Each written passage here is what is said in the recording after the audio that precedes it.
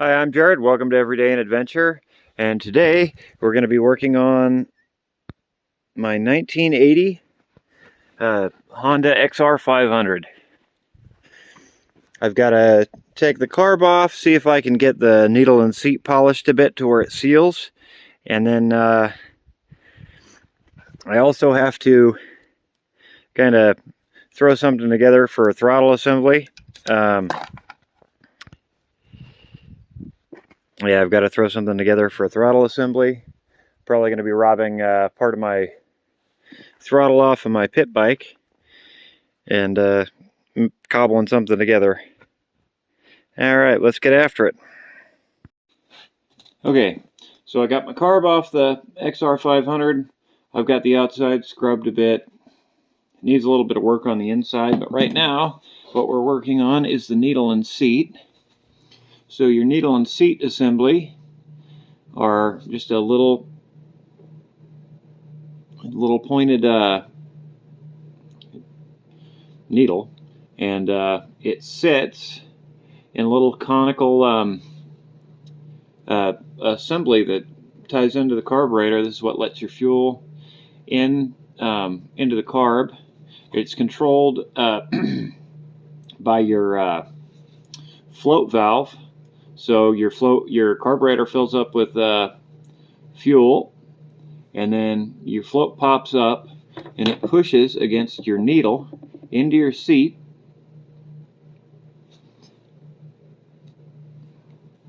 And occasionally, with age, you get that brass a little bit oxidized, and it won't seat anymore. And you can buy replacements. The seat assembly on this carb, on this Kian, just slots right into this hole and clips in place with a little retaining ring and a screw. And so what we're going to be doing here in a second is to clean the seat up. What I'm going to do is I'm going to take a Q-tip, cut it in half, chuck it up in a drill,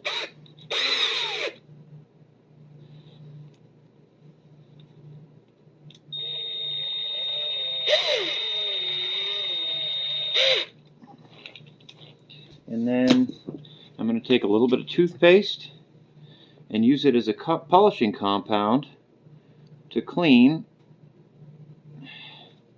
and polish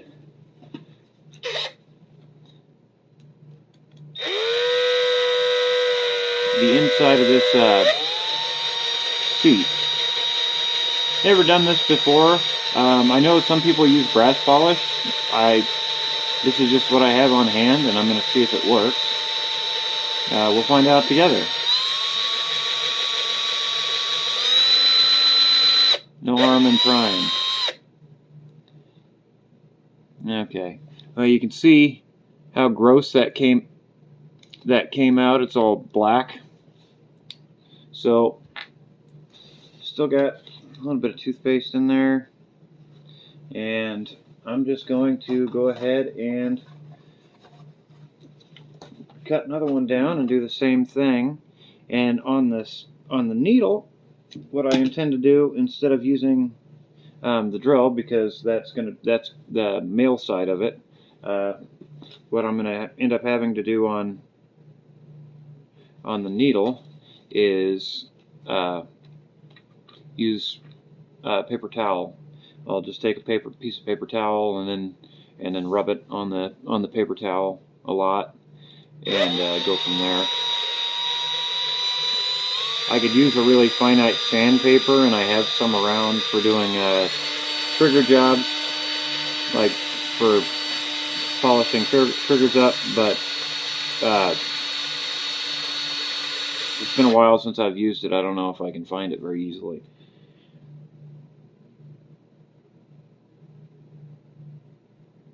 See, now that is all nice and shiny in there now. I don't know if you can see it very well. I guess you can kind of see it now. It's a little bit a lot shinier. And just going to do this a few more times, maybe one more time, depending on how gross these keep coming out. And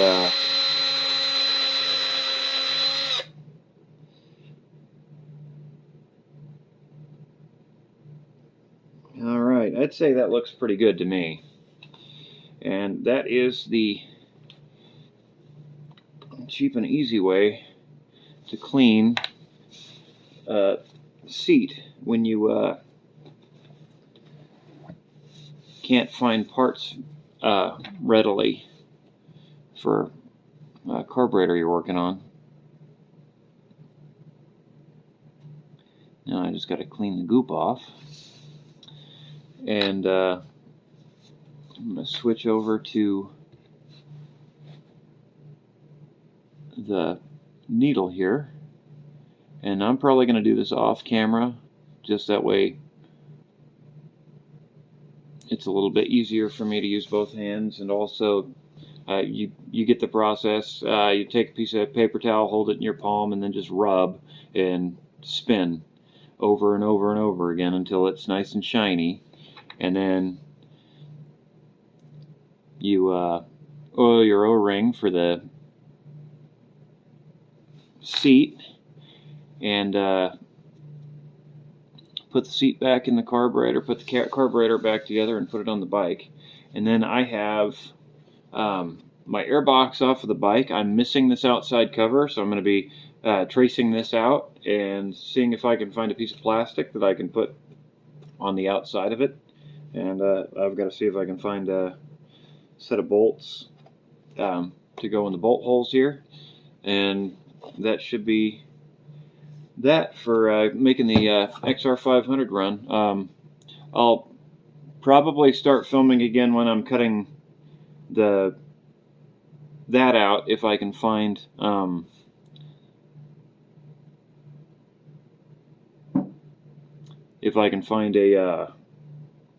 set of bolts for it.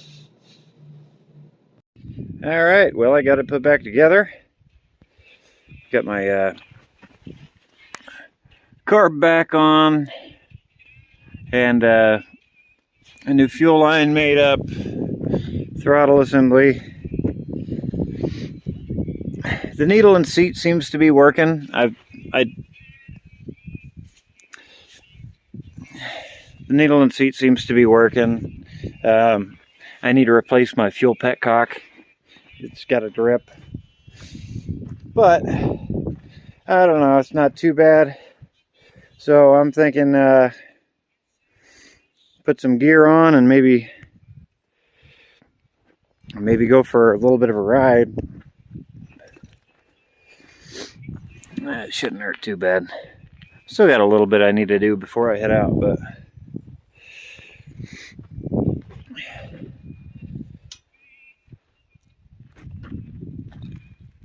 yeah, it shouldn't be bad enough to not ride. So I'm gonna gear up and get after it. All right, this will be the first time I'm riding the XR500 since I broke my leg on it, and probably gonna ride it up to the Pansy Lee mine, and I'm just gonna keep an eye on everything, and if it starts acting up, I'm heading back. All right, let's get after it.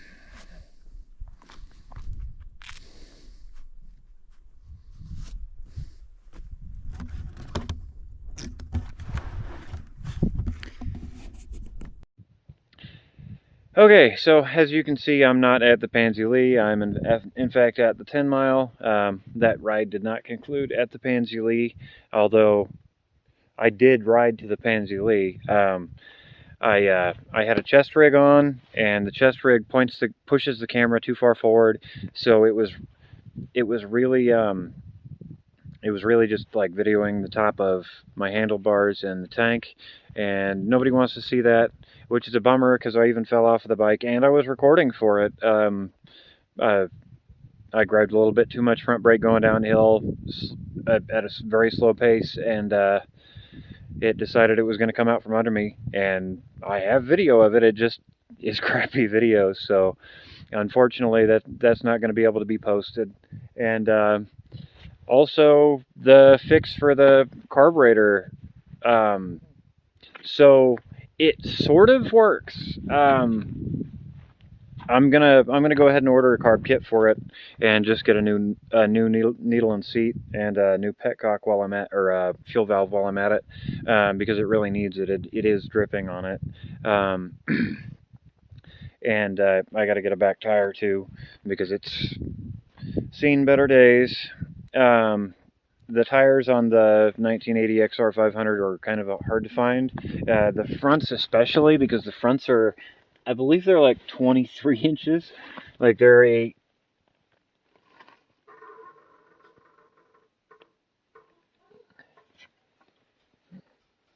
maybe it's on the other side.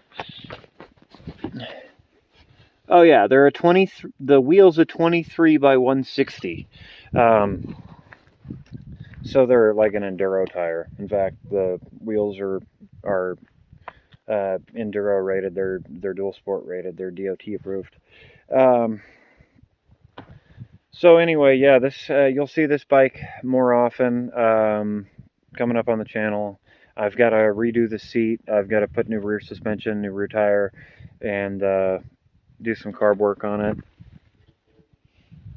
But that fix did work temporarily. Like if you didn't run the fuel valve all the way up and turned it down a bit, it would give the bike enough fuel to run right, and also like even when you stopped, it wouldn't drip. But like if you had it open a little bit too much, it would start dripping out of the overflow again. So kind of a bummer that didn't work, but you know, you try new things when you're bored, I guess sometimes. And it's been a long time since I've been on this bike. It's been a long time since I put some real miles on it, and I still ride it because I didn't really like. When I had originally broke my leg, I was put off of riding dirt bikes for a very long time, and now it's been a long time. Like I said, I broke my leg last year, and that was the GoPro kicking off. Anyway, I broke my leg last year, and this is the first time I've really gotten out to ride it. And okay, so that's pretty much it. You'll see more of this as a project coming up on the channel, and stay tuned. I've got some more adventure content coming, and it's just now starting to get cold, and there was a little bit of snow today. Like snow actually stuck around on the ground for a few hours. It snowed like all day yesterday, and so that's going to be fun playing around out in the snow. I've got my snowmobile, want to get it out, play around out on the dirt bike maybe a little bit in the snow too. And yeah, man, I hope I hope everyone out there is having a good day, and I appreciate you watching the video, and I appreciate the likes, subscribe, comments, everything that you guys leave. I really appreciate it, and have a good one.